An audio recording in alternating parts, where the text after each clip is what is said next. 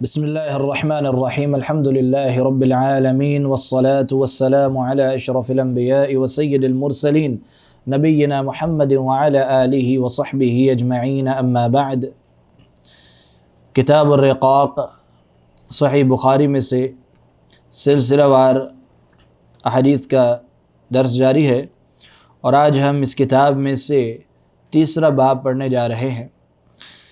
اس باب کا عنوان ہے باب قول النبی صلی اللہ علیہ وسلم کن فی الدنیا کأنک غریب او عابر سبیل۔ اللہ کے نبی صلی اللہ علیہ وسلم کا قول، آپ نے فرمایا کن فی الدنیا کأنک غریب، دنیا میں ایسے رہو جیسے تم غریب ہو، او عابر سبیل، جیسے تم راستہ گزارنے آئے ہو، راستہ عبور کرنے آئے ہو۔ قال حدثنا علي بن عبد الله قال حدثنا محمد بن عبد الرحمن أبو المنذر الطفاوي عن سليمان الأعمش قال حدثني مجاهد عن عبد الله بن عمر رضي الله عنهما قال أخذ رسول الله صلى الله عليه وسلم بمنكبي فقال کن فی الدنیا کأنک غریب او عابر سبیل، وکان ابن عمر یقول اذا امسیت فلا تنتظر الصباح واذا اصبحت فلا تنتظر المساء وخذ من صحتک لمرضک ومن حیاتک لموتک۔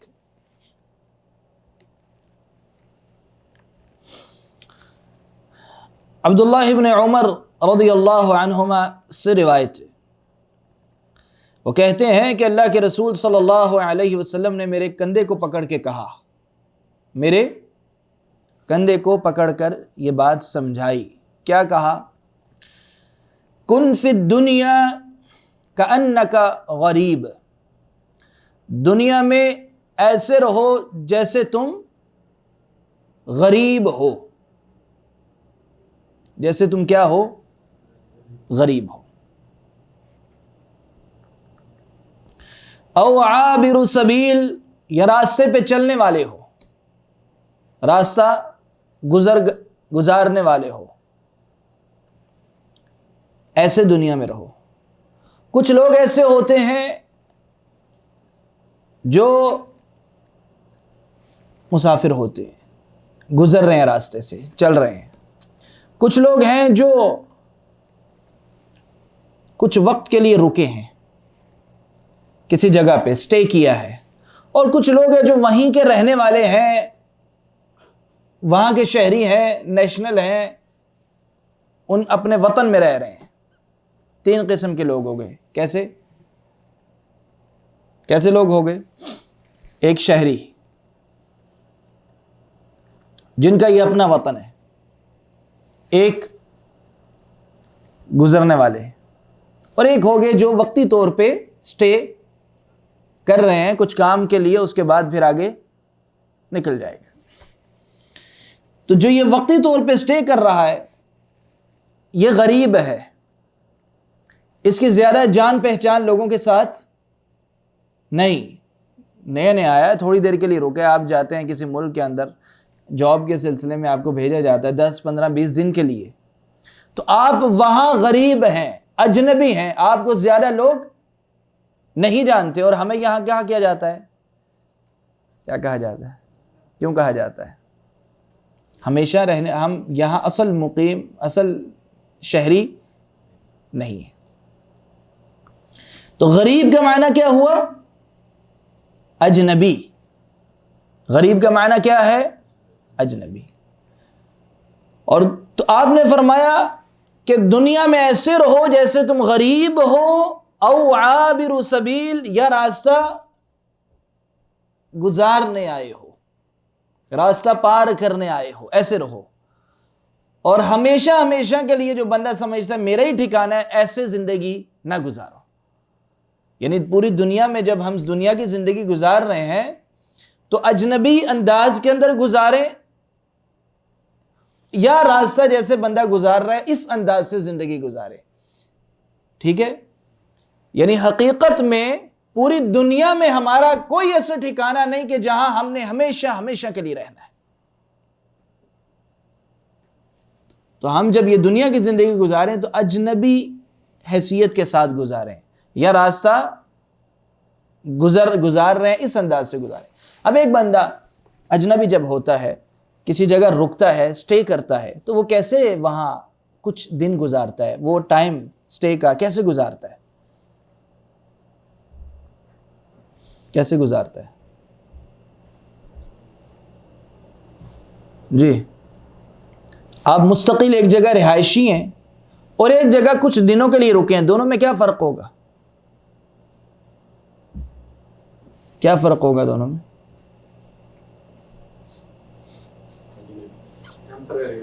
ٹیمپریری کہیں رکنا اور مستقل کہیں رہائش اختیار کرنا, دونوں ایک جیسا رہیں گے؟ کیا فرق ہوگا؟ کام ختم کر کے نکل جائیں گے. آپ یہاں سے گئے, کوئی چھوٹا موٹا کام ہے آپ کو, دور شہر میں آپ کو کمپنی نے بھیجا ہے 15 دن کے لیے, وہاں جا کے آپ کیا کریں گے؟ آپ گھر بنانے لگ جائیں گے. کیوں نہیں بنائیں گے؟ بنا لیں, اچھا ہے, پراپرٹی بنائیں, وہاں بھی پرابلم ہے. کہیں گے میں تھوڑے دنوں کے لیے رکنا ہے, میں واپس آ جاؤں گا. الحمدللہ. آپ سامان کتنا لے کر جائیں گے وہاں پہ؟ جہاں سفر میں بندہ جاتا ہے, مدینہ جاتے ہیں آپ سفر پہ, تو کتنا سامان لے کے جاتے ہیں؟ ضرورت کا. ضرورت سے زیادہ اٹھانے والا عقل مند ہوتا ہے, بیوقوف ہوتا ہے. بوجھ ہی اٹھائے گا نا اپنا, مشکل کرے گا سفر, راستہ گزرتے ہوئے بھی مشکل, کہ اسٹے کرے گا تو وہاں بھی مشکل. تو لمبی پلاننگ بندہ وہاں کرتا ہے جہاں ہمیشہ وہ رہتا ہے. اب ہمیں یہاں یہ سکھایا جا رہا ہے کہ پوری دنیا کی زندگی, جو پوری زندگی ہے تمہاری, یہ پوری کی پوری زندگی ایز اے اجنبی گزار لو, کیونکہ یہ 60-70 سال ایسے نکل جانے اور تمہیں پتہ بھی نہیں چلنا. تو اپنے آپ کو کہیں بھی دنیا میں ہمیشہ ہمیشہ کے لیے رہنے والا نہ سمجھو. ہم اس دنیا کے اندر رہنے نہیں آئے. اصل میں آدم علیہ السلام کو اللہ تعالیٰ نے کہاں پیدا کیا تھا؟ کہاں پیدا کیا تھا؟ جنت میں. جنت سے اتارے گئے, واپس کہاں جانا ہے؟ تو اصل ٹھکانہ کیا ہونا چاہیے ہمارا ٹارگٹ؟ جنت. اب جو یہیں پہ رہنا چاہتا ہے وہ صحیح فیصلہ کر رہا ہے, غلط کر رہا ہے؟ اس اینگل سے سوچیں, کہاں سے آئے ہم؟ اصل ہمارا ٹھکانہ کہاں ہونا چاہیے؟ واپس جنت میں. اللہ رب العزت نے ہمیں ادھر اتار دیا امتحان کے لیے, اور دونوں راستے واضح کر دیے, جنت کا بھی اور جہنم کا بھی. یہ امتحان کی جگہ ہے, دار الامتحان ہے, کچھ ٹائم کے لیے امتحان ہے, اس کے بعد اس کے نتیجہ نکلنا ہے, بدلہ ملنا ہے. وہ کہاں پہ ملنا ہے؟ آخرت میں. تو امتحان کی جگہ ہے, یہ بدلے کی جگہ نہیں ہے. نتیجہ ہم نے یہاں نہیں لینا. ہم لوگ کیا سمجھتے ہیں کہ ساری کامیابی ہم نے یہیں پہ سمیٹنی ہے, دنیا میں ہی. دنیا میں فیصلہ کر لینا کون کامیاب ہے کون ناکام ہے, جبکہ یہ فیصلہ دنیا میں ہو ہی نہیں سکتا. تو یہ تو ہے ہی امتحان کی جگہ, رزلٹ یہاں پہ ملنا ہی نہیں ہے.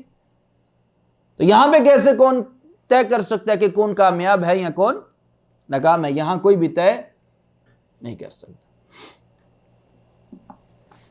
تو یہ اگر بندہ یہ دو چیزیں, دو لفظ سمجھ لے, غریب او عابر السبیل, اس طرح زندگی گزارو جیسے اجنبی ہو, وقتی طور پہ سٹے کر رہے ہو, آپ کی کوئی زیادہ جان پہچان نہیں ہے, ہمیشہ مستقل رہائشی نہیں بن رہے, یہاں پہ وقتی سٹے ہے, یا راستہ گزار رہے ہو. تو جب اس انداز سے ہم یہ سوچ کے زندگی گزاریں گے اور ہمارے پاس بہت زیادہ پیسہ آیا, تو کیا ہم بہت بڑا محل بنانے کا سوچیں گے کہ نہیں سوچیں گے؟ کیوں؟ اتنا بڑا گھر بنے کے 7-8 سال لگے اس کو بنتے ہوئے, اتنا زبردست خوبصورت گھر بنائے, سوچے گا ایسے؟ بولے گا 7-8 سال تو ٹوٹل 60-70 سال تو زندگی زیادہ سے زیادہ، کوئی پتہ نہیں کب میں مر جاؤں، 7-8 سال گھر بنانے پہ لگا دوں؟ عقل مند بندہ چھوڑے گا چھوڑو یار، یہاں تو وقتی طور پہ رہنا ہے، زندگی موت کا پتہ نہیں ہے، ضرورت کا بناؤ، ضرورت کا ایک اچھا سا گھر بناؤ، سادہ سا، بہت ہے۔ لیکن ایک بندہ لوگوں کے گھر 20-20 سال تک بنتے رہتے ہیں، اس کا مطلب کیا ہے کہ وہ آخرت کو بھول چکے ہیں۔ 20 سال، 15 سال کتنا بڑا ایک ٹائم پیریڈ ہے زندگی کا، تو جو گھر بنانے میں لگا دے، اس کا مطلب اس نے جنت کے حصول کا ٹارگٹ رکھا ہی نہیں، اس نے سارے گھر یہ دنیا میں بنانے، ساری خواہشیں دنیا میں پوری کرنی ہے۔ گھر بننے کو تو 2-3 کمرے کا 1 مہینے میں بھی بن جاتا ہے، اور بہت کچھ بنانے والے 15 سال لگا دیتے ہیں، 20 سال لگا دیتے ہیں، چھوٹی چھوٹی چیزیں دیکھ رہے ہوتے ہیں، چھوٹی چھوٹی معمولی چیزوں پہ اتنا پیسہ خرچتے ہیں، آپ حیران ہوں گے۔ باتھ روم کس کام کے لیے ہوتا ہے؟ کس کام کے لیے ہوتا ہے؟ قضاء حاجت کے لیے۔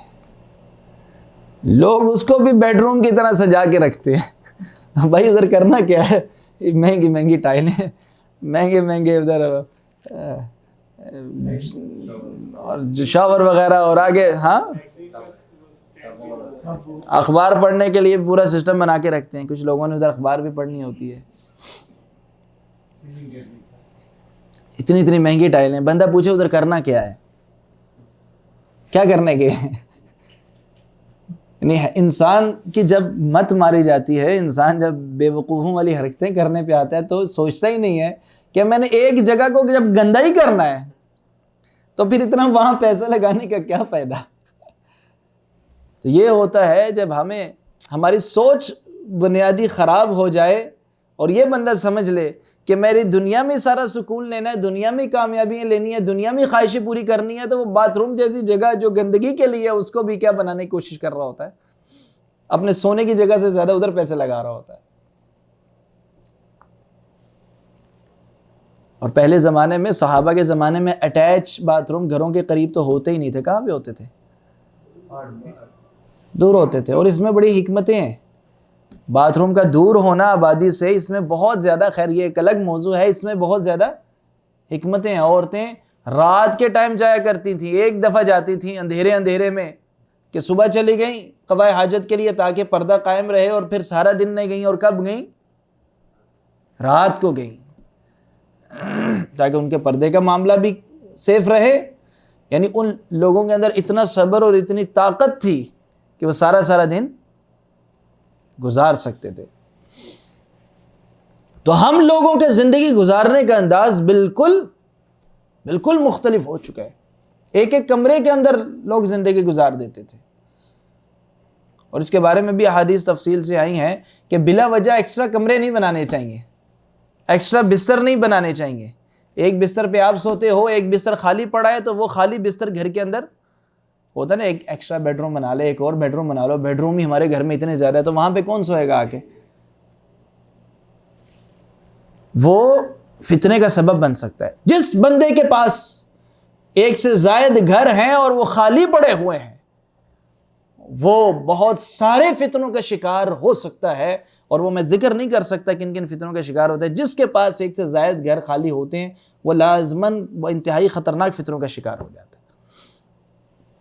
جتنا کم سامان ہوگا زندگی گزارنے کا، جب ہم اپنے آپ کو غریب یا مسافر سمجھ کے زندگی گزاریں گے، اتنا کم فتنوں کا شکار ہوں گے، اتنا ہماری توجہ دنیا کے بجائے کہاں رہے گی؟ آخرت کی طرف رہے گی۔ تو یہ 2 لفظ یاد کر لیں، اس انداز سے زندگی گزارنی۔ اب غریب کا معنی ہے اجنبی۔ عام طور پہ اردو زبان میں غریب کا معنی سمجھتے ہیں ہم جس کے پاس کوئی پیسے نہ ہو، پہننے کے لیے اچھا لباس نہ ہو، اچھی سواری نہ ہو، یا کوئی ضرورت پوری کرنے کے بھی پیسے نہ ہو، وہ غریب کہلاتا ہے۔ جبکہ عربی میں یہاں غریب کا معنی کیا ہے؟ اجنبی۔ اردو والے غریب کے معنی میں، تو جب کہا جائے غریب بن کے زندگی گزارو تو اس کا یہ مطلب نہیں ہے جاب چھوڑ دو۔ کل کو آپ بولیں جی جاب چھوڑ دو، غریب بن جانا ہے، پھر پرسوں بیٹھے ہو مسجد کے باہر پیسے مانگ رہے ہو۔ یہ حرکت نہیں کرنی، یہ معنی غلط سمجھنے کا۔ اجنبی بن کے رہو، اجنبی بن کے۔ آپ کے پاس بہت زیادہ مال آ گیا، اللہ تعالیٰ نے آپ کے لیے دنیا کے بہت دروازے کھول دیے، حلال مال بہت زیادہ آ گیا، آپ نے تب بھی اپنے آپ کو غریب سمجھنا ہے۔ کیسے؟ کہ خرچ اتنا کرو جتنا ضرورت ہے۔ آپ کو 2 کمروں کی، 3 کمروں کی، 4 کی زیادہ سے زیادہ ضرورت ہے تو 100 کمرے بنانے کی ضرورت نہیں ہے۔ ضرورت کا ساز و سامان اپنے لیے، زیادہ پیسہ ہے صدقہ کرو، غریبوں کے اندر بانٹو، یعنی جو فقیر لوگ ہیں، مسکین لوگ ہیں، یتیم ہیں، بیوائیں ہیں، ایسے لوگوں کے اندر بانٹو۔ تو زندگی گزارنے کا انداز اجنبی والا ہونا چاہیے۔ وَكَانَ ابْنُ عُمَرَ يَقُولُ، اور ابن عمر رضی اللہ عنہ کہتے تھے، اِذَا أَمْسَيْتَ فَلَا تَنْتَظِرِ الصَّبَاحِ۔ اب یہ کتنی لمٹ ہم نے ٹائم کی سوچنی ہے، کتنی پلاننگ کرنی چاہیے، کتنے سال کی؟ ہم نے پہلے بھی بات کی تھی، ہم لانگ ٹرم پلاننگ کرتے ہیں، شارٹ ٹرم کرتے ہیں، اور درمیان میں کون سی ہوتی ہے؟ مڈ ٹرم پلاننگ کرتے ہیں۔ لانگ ٹرم پلاننگ یہ ہونی چاہیے کہ ہم نے اپنی آخرت سنوارنی ہے، یہ اصل لانگ ٹرم پلاننگ ہے، کیونکہ آخرت ختم نہیں ہونی۔ دنیا میں لانگ ٹرم پلاننگ ہو ہی نہیں سکتی، کیونکہ ہمیں پتہ ہی نہیں ہے کہ اگلے لمحے ہم نے زندہ رہنا ہے کہ نہیں رہنا۔ ابن عمر رضی اللہ عنہ کہتے ہیں، اذا امسیت فلا تنتظر الصباح، جب شام ہو جائے تو صبح کا انتظار نہ کرو۔ وَإِذَا أَصْبَحْتَ فَلَا تَنْتَظِرِ الْمَسَاءَ، اور جب صبح ہو جائے تو شام ہونے کا انتظار نہ کرو۔ حتیٰ کہ رزق جب ہم کماتے ہیں، رزق کی پلاننگ بھی جو کرنی چاہیے، وہ حدیث کے اندر آپ صلی اللہ علیہ وسلم نے پرندے کی مثال دی ہے، پرندے کی۔ ہم لوگ تو پھر بھی سال کا کانٹریکٹ کر کے رکھتے ہیں، اگر جابز آج کل تو اگر جاب سے نکال بھی دے تو ایکسٹرا تنخواہیں آپ کو دے گا، کہ جو کام نہیں بھی کیا تو وہی مکتب والا عمل آپ کو کیا کرے گا؟ دے گا کہ نہیں دے گا؟ دے گا۔ اللہ کے رسول صلی اللہ علیہ وسلم نے پرندے کی مثال دی ہے، اور بڑی پیاری حدیث ہے، بڑا اس سے موٹیویشن ملتی ہے، حوصلہ ملتا ہے، جذبہ ملتا ہے۔ آپ نے فرمایا، لو توکلتم علی اللہ حق توکلہ، اگر تم اللہ پہ اس طرح توکل کرو جس طرح توکل کرنے کا حق ہے، صحیح حق ادا کرو توکل کرنے کا، لرزقکم کما یرزق الطیر، تو اللہ تعالیٰ تمہیں ویسے رزق دے گا جیسے کس کو دے رہا ہے؟ پرندے کو رزق دیتا ہے۔ پرندے کا دماغ کتنا سا ہوتا ہے؟ یعنی یہاں اللہ کے رسول نے جو تشبیہ دی ہے پرندے کے ساتھ، اس کا مطلب کہ پرندے کی لائف پہ ذرا غور کر کے تو دیکھیں پرندے کو رزق کیسے ملتا ہے، ویسے ہی اللہ تعالیٰ نے ہمیں دینا ہے۔ اتنے جانور ہیں بغیر ڈگری کے گھوم رہے ہیں، ایسے ہی ہے کہ نہیں؟ کہیں جاب نہیں کر رہے، کہیں کاروبار نہیں کر رہے، لیکن رزق ان کو بھی مل رہا ہے۔ سمندر کی گہرائیوں کے اندر بھی اللہ تعالیٰ نے جو مخلوق ہے اس کے بھی رزق کا انتظام کیا ہے، اور آسمان کی بلندیوں کے اندر بھی جو مخلوق اڑتی ہے اس کے بھی رزق کا انتظام۔ جو ہواؤں میں پرندے اڑ رہے ہیں وہ بھی نیچے آ کے کچھ نہ کچھ کھا کے جاتے ہیں، یا ہوا میں ہی بعض اوقات شکار کر کے کھا جاتے ہیں۔ رزق کا انتظام اللہ تعالیٰ نے ہواؤں میں بھی پرندوں کے لیے کیا ہے۔ اور جس انسان کو اللہ رب العزت نے اتنی زیادہ فضیلت بخشی تمام حیوانات پہ، پرندوں پہ، باقی مخلوقات پہ، کیا وہ بھوکا مر جائے گا؟ بھوکا مرے گا؟ لیکن پھر بھی ہم یہ سمجھتے ہیں کہ شاید پتہ نہیں جاب چلے گی تو پھر کیا ہوگا، پتہ نہیں کیا ہوگا۔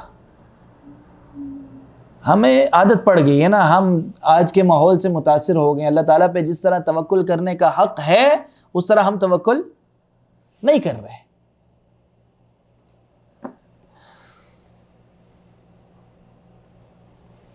آدم علیہ السلام کو اللہ تعالیٰ نے پیدا کیا، کتنے لوگ تھے ان کے ساتھ دنیا میں؟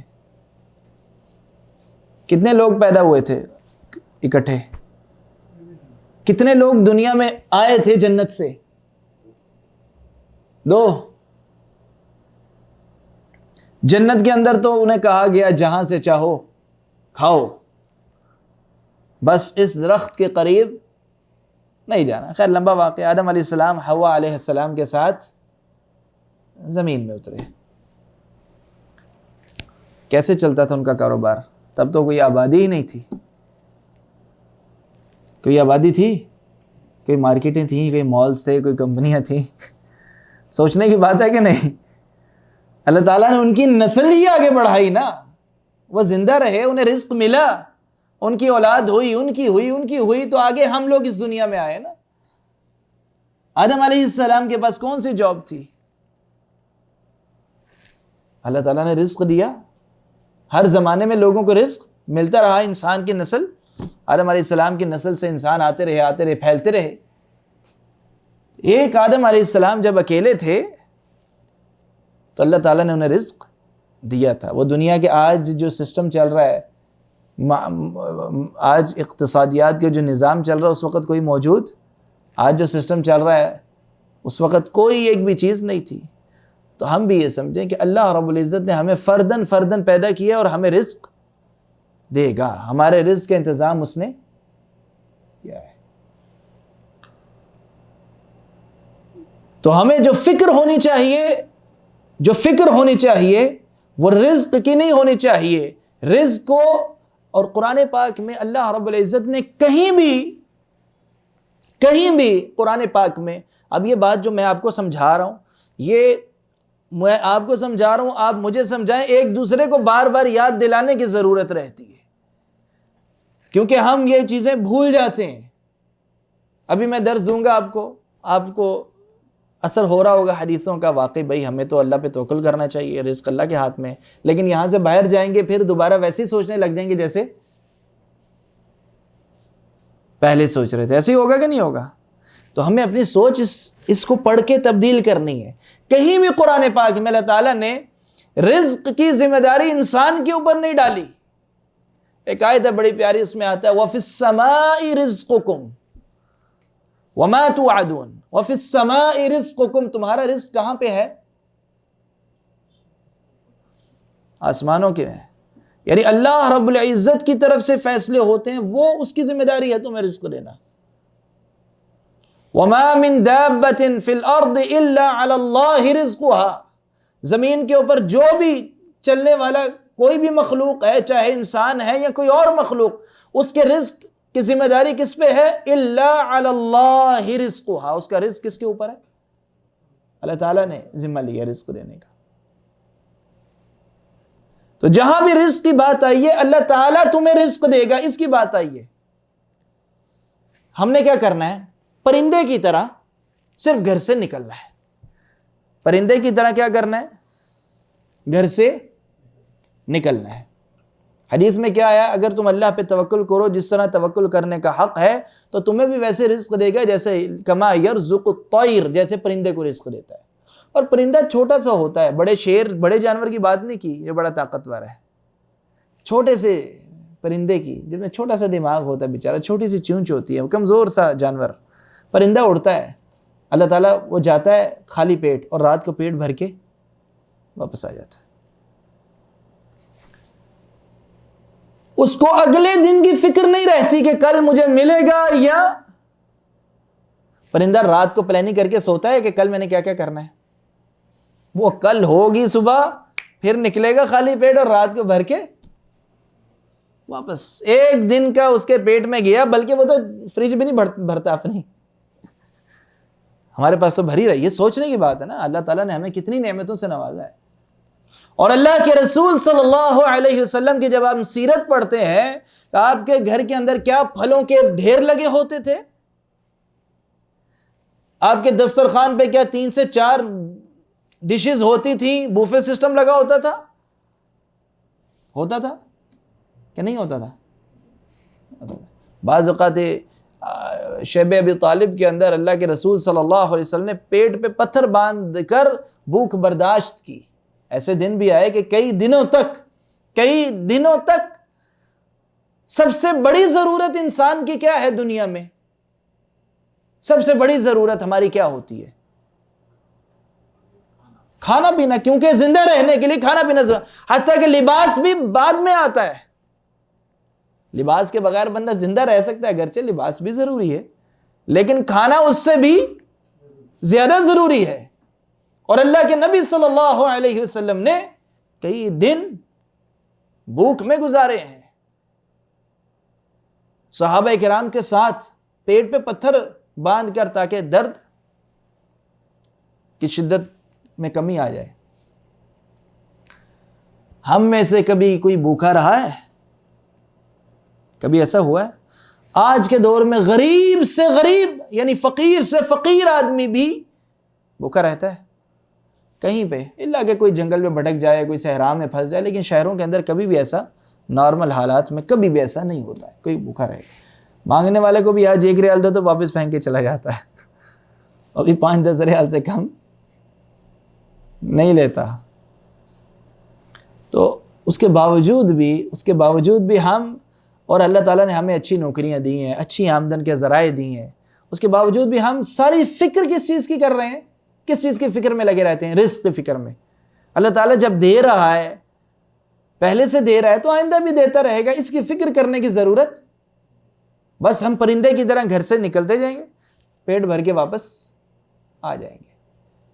فکر ہمیں کس چیز کی ہونی چاہیے کہ میرے پاس صرف ایک دن ہے، صبح ہو گئی ہے، پتہ نہیں رات تک میں زندہ رہوں یا نہ رہوں، رات ہو گئی ہے، صبح تک زندہ رہوں یا نہ رہوں، اب مجھے جس کام کے لیے دنیا میں بھیجا گیا ہے وہ کام میں نے کیا ہے کہ نہیں کیا، اس چیز کی فکر ہونی چاہیے۔ اور آپ صلی اللہ علیہ وسلم نے کیا فرمایا کہ جب بھی کوئی نماز پڑھو تو کیا سوچ کے پڑھو؟ آخری نماز ہے۔ کیسی بات ہے، بڑی گہری بات ہے کہ جب بھی کوئی نماز پڑھو تو یہ سوچو یہ میری الوداعی نماز ہے، یہ میری آخری نماز ہے۔ مغرب پڑھ لی ہے، عشاء میں 1.5 کا فاصلہ ہے، پتہ نہیں عشاء تک پہنچیں گے کہ نہیں پہنچیں گے، الوداعی نماز سمجھ کے پڑھو۔ اگر آپ واقعی ہر نماز کے وقت یہ سوچیں کہ یہ میری آخری نماز ہے تو آپ کی نماز کیسی ہوگی؟ کیسے پڑھیں گے اس کو؟ کوئی چھوڑے گا؟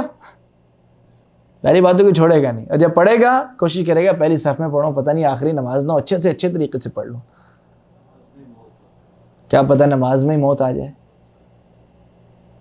ہر نماز کو آخری نماز سے، اتنا چھوٹا مختصر محدود سا ہمارے پاس ٹائم پیریڈ ہے زندگی، یہ ہے انسان کی زندگی۔ پچھلی گزر گئی، وہ زندگی نہیں ہے، جو ہم نے گزار دی وہ تو ختم ہو گئی نا، وہ واپس اس کو تو گننا ہی نہیں چاہیے۔ اور جو ہم ابھی گزار رہے ہیں، جو پریزنٹ وقت چل رہا ہے، یہ لمحے ہوتے ہیں کچھ، ہر لمحے میں ہم آگے جا رہے ہیں، اور آئندہ کتنی گزاریں گے یہ ہمیں پتہ نہیں ہے۔ پچھلی گزر گئی، صحیح ہے، آئندہ کا ہمیں پتہ نہیں ہے، تو حال پریزنٹ میں کتنا ٹائم ہم گزار رہے ہیں؟ 3 زمانے ہوتے ہیں نا، ایک پاسٹ گزرا ہوا، وہ تو کراس مار دیں، ہماری زندگی سے نکل گیا، جو ہونا تھا نکل گیا، گزار لیا۔ فیوچر کتنا ہے نہیں پتا، اور پریزنٹ کتنا ٹائم ہوتا ہے؟ پریزنٹ تو اصل میں نہ ہونے کے برابر ہے نا، کیونکہ یہ تو گزر رہا ہے تیزی سے۔ پریزنٹ زمانہ جو ہوتا ہے یہ اصل میں اس کا کوئی وجود حقیقت میں ہوتا نہیں ہے۔ فیوچر تو کہہ سکتے ہیں نا، لمبا آگے چلنا ہے، ماضی جو پیچھے پاس چلا گیا ہے، پریزنٹ بڑی تیزی سے گزر رہا ہے اور یہ لمحوں کے اندر گزر رہا ہے، تو اصل میں یہ ہماری زندگی ہے لمحے۔ فیوچر کا ہمیں پتہ نہیں، پاسٹ ہم نے گزار دیے، پریزنٹ کا لمحے ہیں بس، تو یہ ہماری زندگی ہے بس۔ تو غریب بن کے زندگی گزارنی ہے۔ کیسے زندگی گزارنی ہے؟ غریب بن کے، جب صبح ہو شام تک ہوگی کہ نہیں ہوگی پتہ نہیں، شام ہو جائے صبح ہوگی پتہ نہیں۔ آگے فرمایا، عبداللہ ابن عمر رضی اللہ عنہما کہتے ہیں وَخُذْ مِن صِحَّتِكَ لِمَرَضِكَ وَمِنْ حَيَاتِكَ لِمَوْتِكَ، اپنی صحت کو مرض سے پہلے غنیمت جانو، اپنی صحت کو غنیمت سمجھو، اس کی قدر کرو۔ مریض ہونے سے پہلے، بیمار ہونے سے پہلے، انسان بیمار ہوتا ہے، ہمارے سامنے بیمار ہوتے ہیں لوگ، ہم بھی بیمار ہو سکتے ہیں، ہمیں بھی بیماری لگ سکتی ہے، اس سے پہلے کہ ہم بڑھاپے میں جائیں، بڑی عمر میں جائیں، کوئی بیماری لگے، صحت آہستہ آہستہ ویک ہونے شروع ہو جاتی ہے. شوگر کی بیماری اکثر سب کو ہی لگ جاتی ہے، ایسا ہی ہوتا ہے کہ نہیں ہوتا؟ بلڈ پریشر، کولیسٹرول وغیرہ وغیرہ، کچھ بیماریاں تو ایسی ہیں جو شاید یقینی ہو چکی ہیں کہ ہر بندے کو لگنی ہے. شاید کوئی کچھ لوگ بچ جائیں، دیہاتی لوگ یا اس قسم کے اچھی غذاؤں والے. تو اس سے قبل کہ تم بیمار ہو جاؤ، کسی کام کے قابل نہ رہو، تو صحت اور تندرستی کے ایام جو ہے ان کو غنیمت سمجھو، ان کی قدر کرو اور ان کو زیادہ سے زیادہ خیر کے کاموں میں لگاؤ. یہ ٹائم زیادہ سے زیادہ کہاں گزارو؟ خیر کے کاموں میں گزارو. قیامت کے دن عرش کے نیچے 7 لوگوں کو جگہ ملے گی عرش کے سائے میں. حدیث میں آتا ہے 7 لوگ ہوں گے جنہیں عرش کے سائے میں جگہ ملے گی. قیامت کے دن سائے کی بڑی ویلیو ہوگی، بڑی اہمیت ہوگی. اس دن سایہ بڑا کام کرے گا، سکون ملے گا سائے میں. اور ان 7 لوگوں میں ایک بندہ وہ ہوگا کہ جس نے دنیا میں اپنی جوانی اللہ تعالیٰ کی عبادت میں گزاری ہوگی. اپنی بڑھاپے میں جب کوئی کسی کام کے قابل نہیں رہتا تو پھر کیا کرتے ہیں؟ مسجد چلے جاتے ہیں. لیکن اصل کام کیا ہے کہ جب بیمار ہونے سے پہلے صحت اور تندرستی میں جب بندہ باقی کام بھی کر سکتا ہے جوانی کے دوران، سب کچھ چھوڑ کر اپنی جوانی کہاں گزار رہا ہے؟ اللہ رب العزت کی عبادت میں گزار رہا ہے، زیادہ سے زیادہ خیر کے کاموں میں گزار رہا ہے. فرمایا یہاں وَخُذْ مِن صِحَّتِكَ لِمَرَضِكَ، بیمار ہونے سے پہلے اپنی صحت کو، تندرستی کو غنیمت سمجھو، اس کی قدر کرو، اس کی حفاظت کرو، اس کو اچھے کام میں لگاؤ. وَمِنْ حَيَاتِكَ لِمَوْتِكَ، اور زندگی کو موت سے پہلے، کبھی نہیں پتا انسان کو کب موت آ جائے، تو غنیمت سمجھو اللہ تعالیٰ نے جو زندگی دی ہے، جتنے بھی لمحے دیے ہیں، یہ لمحوں کی زندگی کو بھی غنیمت سمجھو. اللہ تعالیٰ نے یہ تمہیں عطا کیے ہیں تاکہ تم خیر کے کام کر سکو. سورہ ملک میں اللہ رب العزت ارشاد فرماتا ہے تبارک الذی بیدہ الملک وہو علی کل شیء قدیر، بابرکت کا وہ ذات الذی بیدہ الملک، جس کے ہاتھ میں تمام بادشاہت ہے، وہو علی کل شیء قدیر، اور وہ ہر چیز پہ قادر ہے، قدرت رکھنے والا ہے. الذی خلق الموت، وہ ذات جس نے موت کو پیدا کیا، والحیات، اور زندگی کو پیدا کیا. موت و حیات کو کس نے پیدا کیا؟ اللہ تعالیٰ نے. کس لیے پیدا کیا؟ حیات اور موت کس لیے پیدا کی؟ لیبلوکم ایکم احسن عملا، تاکہ تمہیں دیکھ سکے، تمہارا امتحان لے سکے، تمہیں پرکھ سکے کہ تم میں احسن عمل کرنے والا کون ہے، بہتر عمل کرنے والا کون ہے. تو زندگی موت سے پہلے اسے غنیمت سمجھو. چند لمحوں کی زندگی ہے، اس میں بھی کس چیز کی فکر کرو کہ ہم احسن عمل کر رہے ہیں کہ نہیں کر رہے. تو خلاصہ یہ ہوا پورے اس باب اور حدیث کا کہ ہمارے پاس بہت لمیٹڈ ٹائم ہے، اور وہ کتنا ہے وہ ہمیں نہیں پتا. سب کا ایک جیسا نہیں ہے کہ بھائی اس کا تو ختم ہو گیا، میرا باقی رہ گیا، ایسا کچھ نہیں ہے. کس کی کب باری آ جائے کوئی اندازہ ہی نہیں ہے. آج آپ کسی کو دفنا کے آ رہے ہیں، اگلے دن ہماری موت بھی ہو سکتی ہے، ہمیں کوئی اور بھی دفنا کے آئے گا، ایسا ہوگا. تو یہ جو وقت اللہ رب العزت نے جو چند لمحے دیے ہیں، اس کی قدر کر کے اس کو زیادہ سے زیادہ خیر کے کاموں میں لگائیں. تو یہ ارادہ کریں اپنا کہ آپ نے اپنی سوچ بدلنی ہے، اپنی گفتگو کا انداز، طور طریقہ، رہن سہن، اٹھنا بیٹھنا، ہر چیز بدلنی ہے. کیوں؟ کیونکہ دنیا کے اندر جو زندگی ہے یہ بڑی لمیٹڈ، محدود سی ہے، پتہ نہیں کب ہماری باری آ جائے. اس لیے ہم وہ کام جلد سے جلد، زیادہ سے زیادہ کریں جو کام کرنے کے لیے اللہ رب العزت نے ہمیں اس دنیا میں بھیجا ہے. اللہ تعالیٰ سے دعا اللہ تعالیٰ ہمیں سمجھنے کی توفیق عطا فرمائے. یہ باب نمبر 3 اور حدیث ہم نے پڑھی. انشاءاللہ باب نمبر 4 اگلی مجلس میں پڑھیں گے. وصلی اللہ علی نبینا محمد وعلی آلہ وصحبہ اجمعین.